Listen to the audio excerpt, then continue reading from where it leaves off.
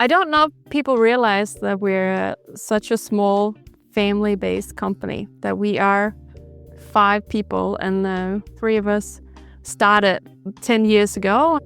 It's cool to make things that you are excited about yourself personally to go use. Welcome to the SheClicks Women in Photography podcast. I'm Angela Nicholson and I'm the founder of SheClicks, which is a community for female photographers. In these podcasts, I talk with women in the photographic industry to hear about their experiences, what drives them, and how they got to where they are now. Today, I'm chatting with Stine Jørgensen, the co-founder of Vallerret Photography Gloves, a company born from her love of Arctic winters, adventure and photography. Hi Stine, thank you so much for joining me today on the SheClicks Women in Photography podcast. Hi Angela, thank you so much for having me. I'm excited to be here.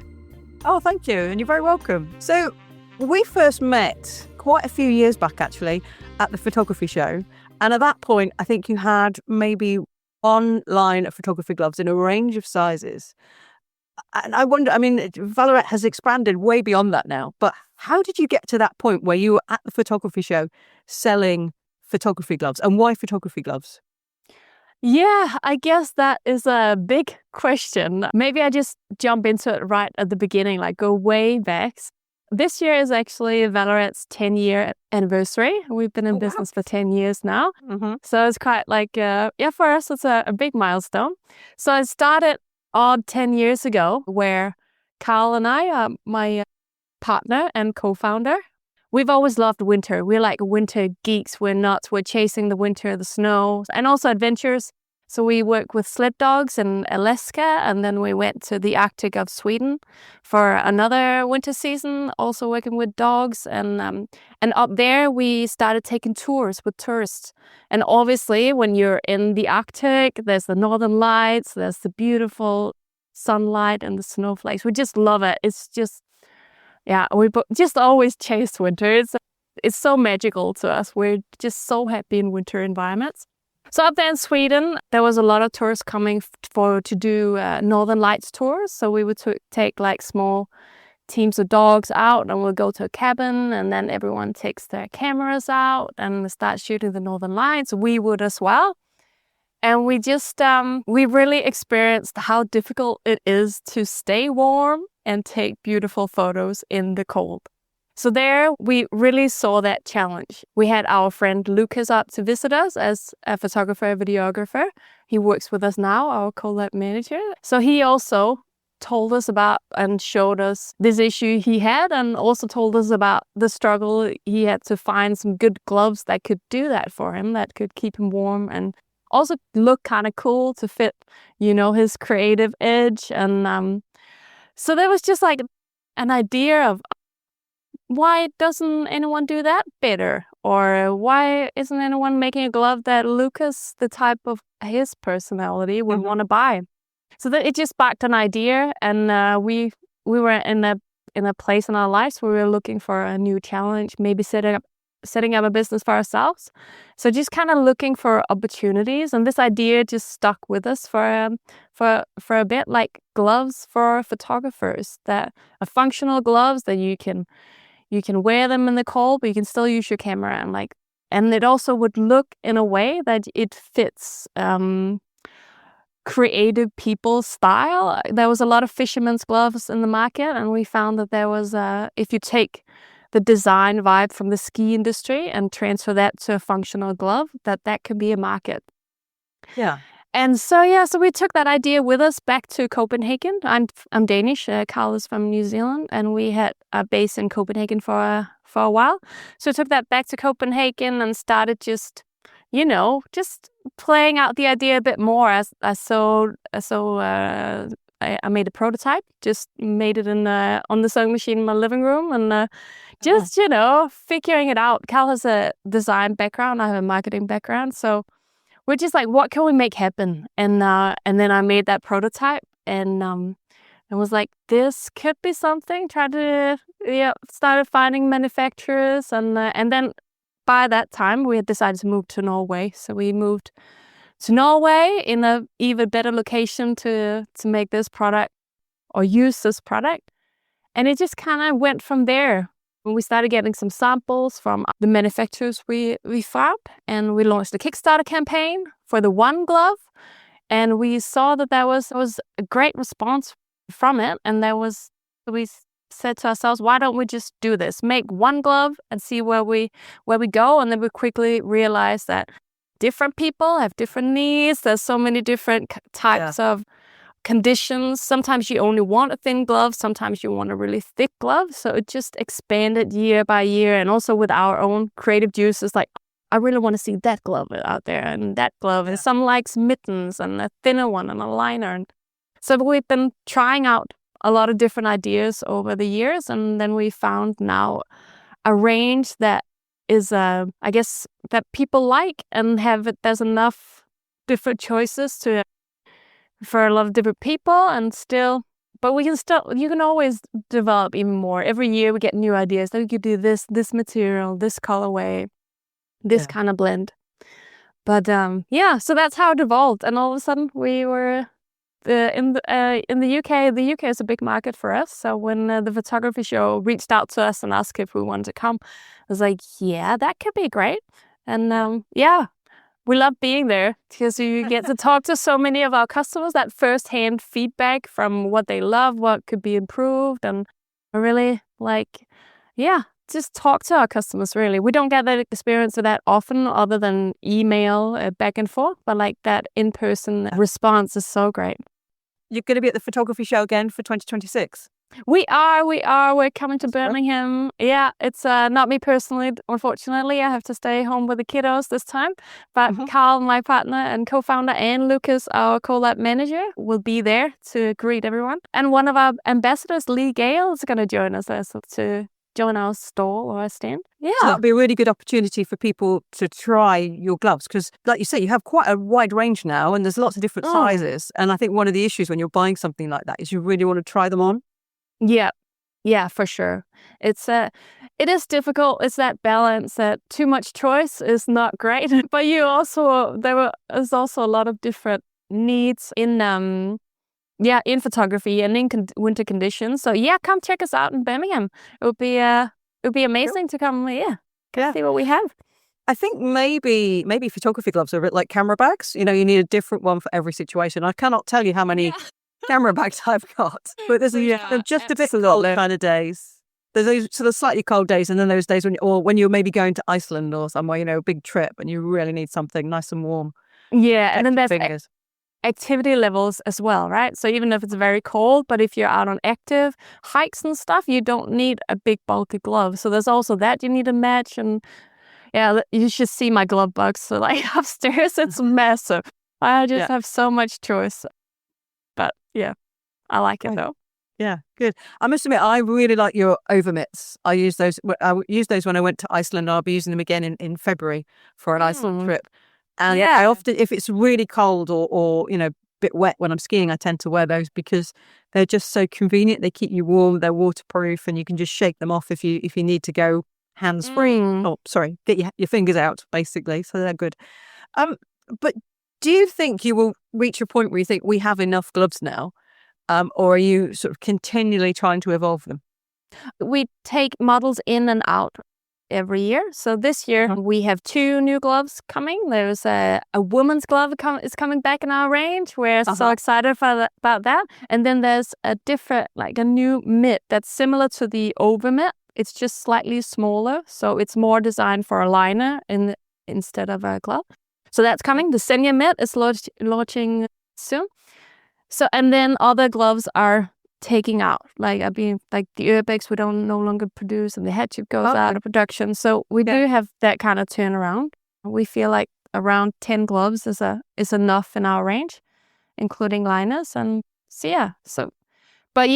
for sure. And this year we are also bringing out some exciting apparel. We have a mountain shirt coming, like a very nice shirt for the outdoors with a lot of pockets for your gear, and also a puffer, an insulated vest with a lot of pockets. So we're trying to expand in that apparel and we have amazing merino socks as well if you're checking us out.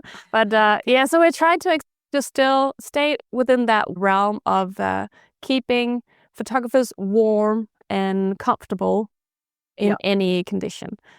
So we're expanding that way, but it is it is a small market still, so we're trying to figure out what makes sense. And we tried merino apparel, like merino thermal layers for a while, and we love to wear merino ourselves, but it's a very expensive material, and it's hard to get out there. It's hard to sell. Yeah. So trying to find that balance, and Yeah, there's some big brands associated with merino thermal layers. So if you're trying to break into that, I imagine it would be very tricky. With the shirts and was it the gilets? You said the insulated jackets. Will you be producing those in women's sizes and shapes as well, or are they only men?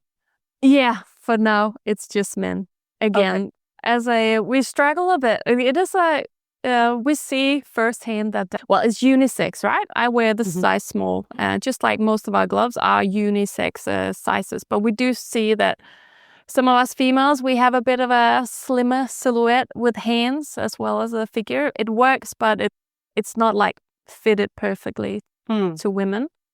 Yeah, so we have to start small. We're a small company. We're a family-based company. I like to say there's only 5 of us working, and but we're happy, and I think we've found a great little niche that provides for us and a great lifestyle for us, and we help a lot of photographers out there keeping warm and comfortable. So we have to find that balance. Producing small volumes and seeing what works. And we also strongly believe in not just producing to produce. We want to make sure that this vest has a purpose in the world and that it's not just there among 1,000 other vests. So finding that balance is, we're just trying. And you're sticking with the photography channel, so you're trying to make them useful to photographers, not to the general public necessarily. Yeah, well, we feel that that's where we solve the biggest problems. Like we are softening up our brand voice to involve more like all camera users. So we try to not talk of ourselves as only photography gloves, but camera gloves, including the videography sphere, the broadcasting world, even mobile phone photography, but still within the creators out there, like that love to work on the camera. We feel like that's our niche and where we belong as it is. Even though more people, like I use my gloves just skiing as well and just like using my phone. But we feel like there's so many other people also doing phone photography or touchscreen gloves, and then we're competing with North Face on their regular gloves. And we find that this is our niche, this is our people, this is who we want to talk to and make a difference for, and we include ourselves in that pool. So it's cool to make things that you are excited about yourself personally to go use. Yeah, and then we just enjoy working with this niche, like working with photographers and like-minded creators, and we're also starting a podcast this year, actually. Lucas and Carl is talking to first many of our ambassadors and just talking about, stories from out there in the cold and how like different takes on what makes us thrive in this winter environment. And I think that's really what drives us. Yeah. Yeah. We love what we do in that sense, like working with winter product and creative people around us. That's where we're at. Given what you said about the different requirements of gloves and, different fits, different sized hands, how do you actually field test your gloves? Well, a lot is done here in Voss, Norway. We take the gloves out and we really use them. Like we put them to good use for different kinds of all from snowboarding to chopping wood to everything. If we have some like wear and tear tests, and that just is done here. But we also have a quite broad network of ambassadors and collaborators that are gifted gloves often the year before we sell them to give us feedback so that they can have their own experiences in different environments. And so we test it like that with our own experience, using them a lot, like every day through our winter up in Norway, but then also through our network and collaborations. So that's how we get feedback on the sizing and also the functionality and. Now, if somebody was going to Iceland, say in the depths of winter in February, which glove would you recommend a photographer takes with them, or would you say, oh well, it'd be good to take these 3 or something? All of them. No, for Iceland, we often have Markov and Tinden, I would say. Unless you prefer a mitt, then I would say the Skadi mitt instead of the Tinden. Or our new glove, the Senja mitt, is a great one for a deep winter. But most people take the Markov because when they're in Iceland, they go for hikes and they're active. And unless you're standing still to catch the northern lights or the sunrise or something, then I would recommend a deep winter glove. It's really important to think about your activity level when you choose your glove, because that has a lot to say with how bulky or like how much insulation you need in a glove to stay warm. Because I find that it's a bit annoying to have 2 big gloves on if you actually could do with less, because even though you can flip open everything, it's just nice to have something that's only just what you need, no extra bulk. So I would say Tinden or Markov. Okay, thanks for that. And I'm quite a mitt convert because the mitts are generally a lot warmer because all your fingers being together really helps. And you have 2 mitts, I think, now in your range.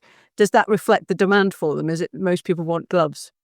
Most people want gloves, yeah. They do, yeah. So the Senja, we're gonna keep 2 mitts in our range, but the Arctic mitt is is going out, and then our new Senja mitt is coming in. So we'll stay with the Skadi mitt is kind of a thinner mitt, and then we have our big mitt that is the Arctic mitt or the Senja mitt that's coming out to replace it.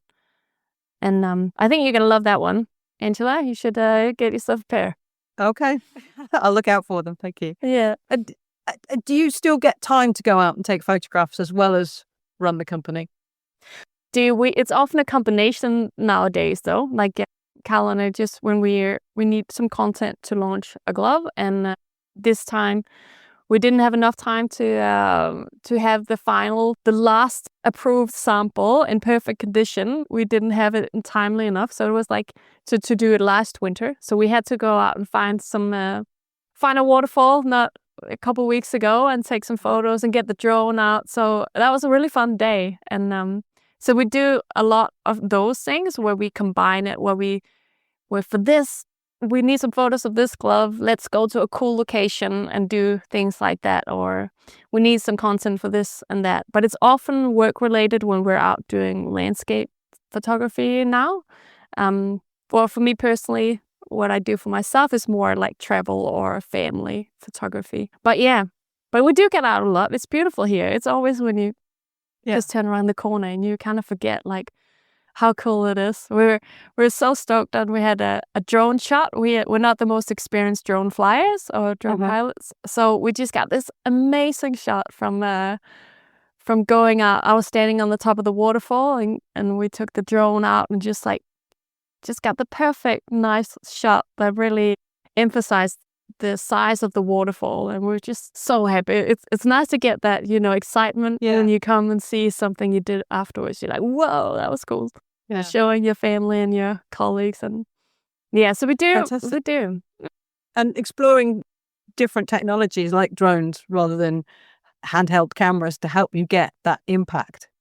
Yeah, for sure. It's fun to learn, isn't it? Like, there's always new things to figure out. And what if I do this and what if I do that? And even I've also tried to get more into being creative just with my mobile phone camera as well. Just like, there's always new angles, new compositions to explore. And the best camera is often the one you have on you, right? Oh, yes. Yeah. But drones aren't too keen on the cold either. Their batteries tend to be a bit short-lived in very cold weather. Yeah, that's true. I couldn't tell you too much about it because I am not so experienced. But so far we've had a lot of backup batteries, and then it works out. I wouldn't know too much about it, to be honest. But as in the cold with all batteries, it's an issue, isn't it?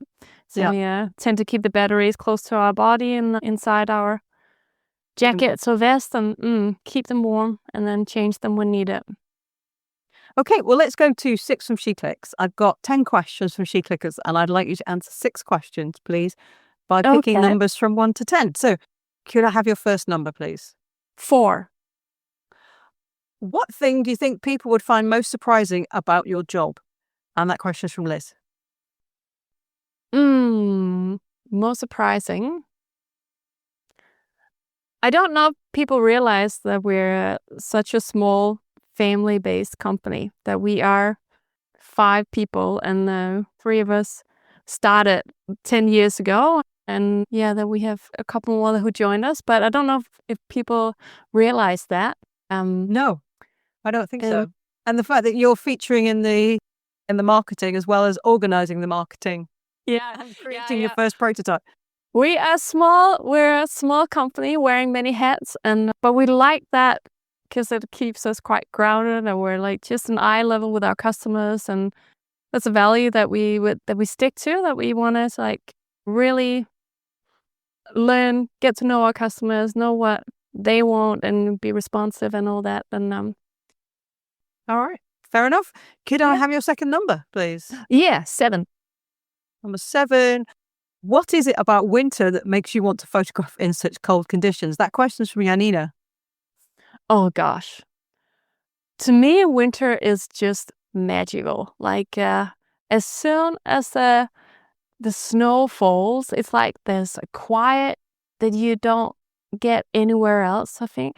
And the fresh air, the way that the air just fills your lungs in a different way. Like even just when the first snow falls here, I'm the first one to take the shovel out, just out there, just shoveling and just being in it. And then with the light that comes in winter, the golden hours in wintertime, it's just magical. And when you're up here in Norway, we are fortunate to get cold temperatures. So, you get the hoarfrost on all the small branches of the trees.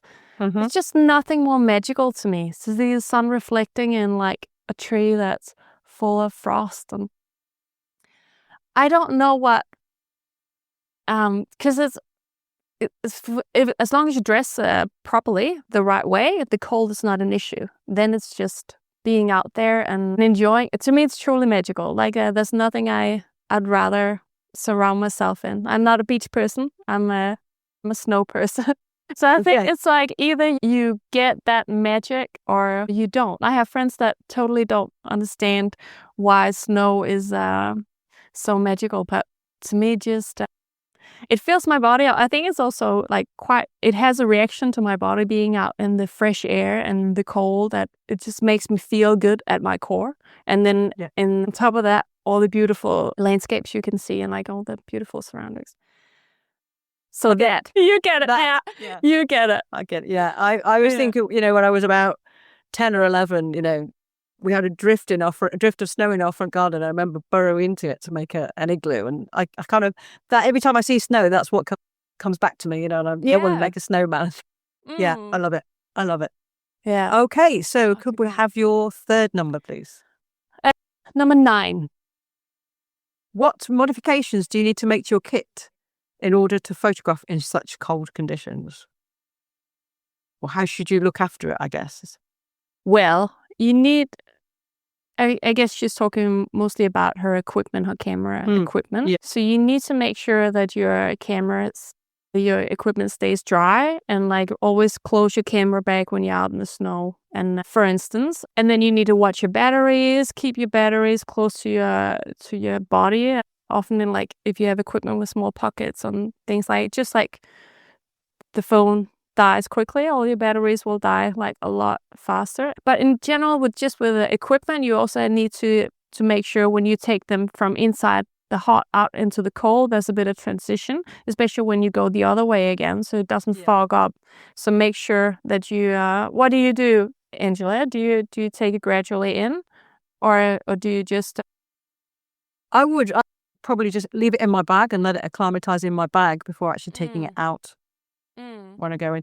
It does depend. I mean, for example, in the UK, I've had that experience where you go into a glass house, somewhere where they're growing plants and it's really warm and humid. You just have to walk around and wait until that sort of humidity or the camera has got to the same temperature as the building you're in. But are you fastidious about keeping your putting your camera back in the bag? After you take your shots and say you're going to walk for 5 or 10 minutes, would you put it back in the bag or do you leave it out? It kind of depends on what you like. I like to keep it to put it in as much as I can, especially if the snow is a bit wet or like But it's all about what you're doing as well, because if you're like need it instantly after, it's always a bit of a balance with do I have time to put my camera back, or is it like, will it ruin the next moment if I fiddle around too much with that? It's hard to balance, I find, but and when I can, I put it back and make sure that it stays. For me, it's more like that it stays dry and like Okay. All right. Mhm. So, could I have your next number, please? 10. Where's been the coldest place you've ever photographed? Well, that is in, don't know if it was colder in Alaska or if it was colder in Kiruna in Sweden, but it was around -25 or around that, where you literally, like, you get your eyelashes, they're completely frozen and all that. And that was just the base temperature. That's not taking wind chill into account. Yeah, that's true. That's true. Wind chill on top of that. That's brutal. That's really what makes the big difference. Yeah. If there's wind chill or not, and just like, that. And then you also find that when you go more than -20, then things start to break. Like the frost makes things break. Like if you have clip-ons or something, we were working a lot with the dogs, and all of a sudden those didn't work, and like that's when you get into different challenges as well, just with general gear and moving around. Yeah. So plastic starts to get brittle. So like the you need to be careful with your bag clips and things. Yeah, exactly. Yeah, all clips really. And Okay. So can I have your fifth number, please? 1. Number 1. Oh, this question is from Eileen. She says, a lot of women photographers struggle to find gloves that fit properly, especially if their hands are smaller than average.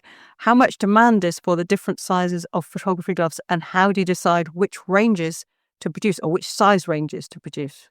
Yeah, so that is absolutely true. It's hard for us to find sizes that work. Like I've usually just been in our unisex models. I just wear the smallest size we have, but they do have they're a bit wider because they are unisex. So that's why we now this year brought out the Saga Women's Glove. Yeah, and just to accommodate for slimmer hands and that female fit. But it is a struggle because every year what's left on our shelves is a size extra small. So it's small and extra small. It's like the sizes that go last. So it's always, we want to not produce more than what we need, but we also want to provide gloves for people with smaller hands. So it's hard. It's really hard to figure out where do we land, because we just you have to order X amount to produce a size, and then we're still stuck with a lot. But we've so far prioritized to have the extra small in our line, and now we have a separate female glove so that we hope can accommodate more, so we are not left as much with the extra small sizes. But it really is a struggle to us. We'd love to make like female apparel and all that, but we just don't have the demand for it. Like there aren't that many people who buy it. Just like we would love to have more colors in our range, but people want the black glove, and we're not going to produce just to produce.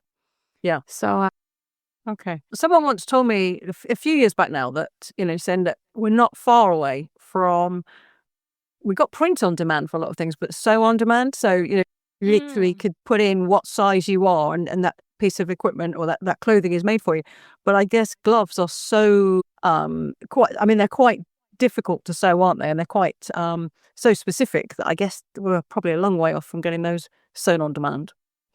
I think so. It is it's quite a complicated little piece of clothing, actually. When you think about a hand, you have to have so many moving parts. You have to basically have completely free movement, but also complete coverage. And I don't see that it's something that we would be able to provide with our current setup. They would have to be very customized and very expensive. So I don't know if that is a route that will come in the future. It will have to be, personal tailors doing it, I guess. Yeah. That's for us, it's quite a while away. So mittens must be easier to make. You must like people like me who want mittens. Yeah, there's yeah. There's less size exchanges with mittens. So that's something that's actually a good statistic in terms of it, because there's less fiddling and but most people want gloves. They want to have that 5 fingers dexterity. Yeah. Yeah. Okay. But yeah, right. You're mitten people, we enjoy it. Okay. So your 6th number. What do we have left? 8. Now your fingers are warm. How do you keep your toes warm? That question was from Rachel. Now you did touch on that because you've introduced a range of socks. Yeah. We have merino socks in our line now. I like good winter socks. So that's how we keep the feet warm. It's like wearing I like a good thickness of merino wool socks. Like we find that the merino wool, it doesn't get itchy. It's just super soft. And then, so that's how so we're really happy with those socks, actually. Like they're definitely our go-to in winter. And they are hands down some of the best I've tried, because they have that good, they're not 100% merino. They're 75%, if I remember correctly, and has a little bit of elastics in there. So they're just so snug on your feet. And so that's what we do. Good socks. That's a bit of a stretch to say photography socks, though. It's a bit of a stretch. We just call them socks. Just socks. But they're just regular socks. Just regular socks, but great for winter conditions. And then, of course, great boots. You have to invest in some good footwear to stay warm. It's all about the layering, but you need the inner layer to be great to keep warm. Yeah. I mean, when you get wet, things change dramatically, don't they? You want to stay dry. Yeah, for sure. Okay. For sure. Well, Stine, thank you so much for joining me on the podcast. It's been really interesting chatting with you. Yeah, you're welcome. It's been very nice to chat to you. And and it's so cool to see what you are doing with SheClicks. I've seen that evolve over the years as well. So congratulations on that achievement. Thank you. Yeah. Thanks very much. Thanks for listening to this episode of the SheClicks Women in Photography podcast. I hope you enjoyed it. Special thanks to everybody who sent in a question. I'll be back with another episode soon, so please subscribe to the show on your favourite podcast platform and tell all your friends and followers about it. You'll also find SheClicks on Facebook, Twitter, Instagram and YouTube if you search for SheClicksNet. So until next time, enjoy your photography.